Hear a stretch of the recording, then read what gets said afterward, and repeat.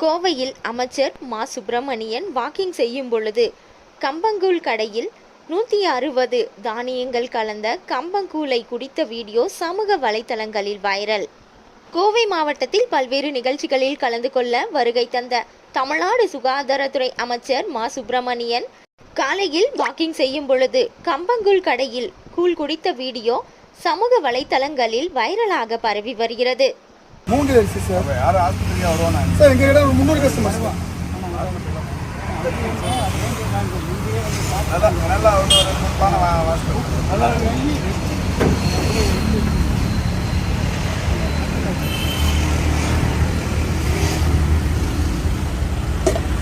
நம்ம கடையில் ஒரு கஸ்டமர் 450 சுகர் சார், ஒரு 2 மாதம் எடுத்தார், 270 ஆயிடுச்சு சார்.